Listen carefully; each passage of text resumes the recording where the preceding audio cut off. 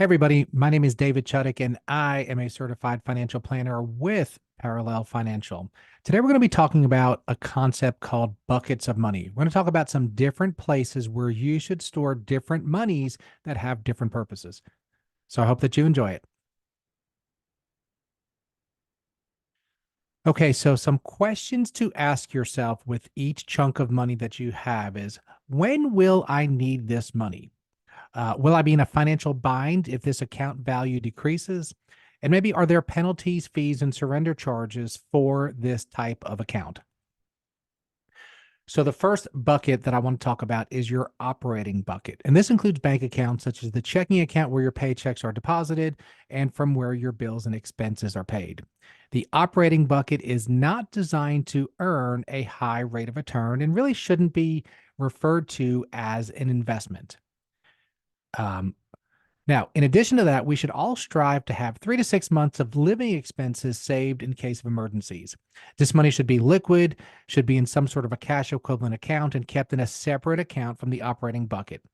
Now, your emergency fund should not be exposed to market exposure because if you happen to have an emergency at the same time that there's a market downturn, that puts you in financial danger, and that's exactly what we are trying to avoid.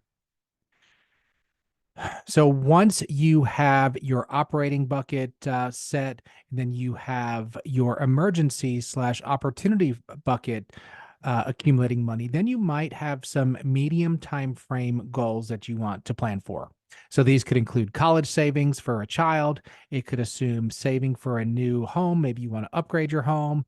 And maybe you have some other medium to midterm expenses. And these may be 2, 5, 10 years from now, so you can afford some market fluctuation.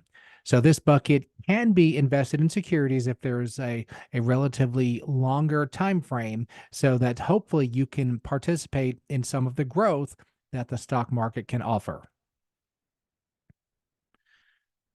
Now, in addition to your medium term bucket, we have our long term and our retirement buckets. Now, these can include 401k plans, IRA plans, Roth IRAs, etc. Or they can be a simple brokerage account that's not attached to a retirement account, but in your mind, it is for a long term investment. Longer term investments have time to make up losses, so they can be invested more aggressively if that suits you. So think about it this way. If you're 25 years old and if you have a retirement account, in most cases, you really can't even touch that money for decades. So let's say at 25 years old, you have $100,000 in your account. And let's say the markets just take a turn. It's just not a good year in the markets, and your $100,000 goes down to $80,000. Now, that might depress you. It may not be fun to look at, but you still have decades and decades and decades for that money to recover. So that's why you can invest your long-term retirement accounts in more aggressive manners. But it's also important to know and understand how your retirement accounts are taxed and at what ages you can access those funds. And we will have another video that will discuss that. So, in summary, funds that will be needed in the short term should not be exposed to market risk. The longer the time period before you'll need to access the funds, the more risk that can be taken with the investment. You should consider having separate accounts for monies that will have separate purposes and goals. Understand the tax consequences and withdrawal rules for your retirement plans. Typically, it is not a great idea to max out your retirement plan contributions until a reasonable emergency fund is secured. So your 401k, your retirement plans typically have some surrender charges, and you would have some taxable events if you access that money. So you want to make sure that you have at least somewhat of an emergency fund before you're maxing out your retirement plan.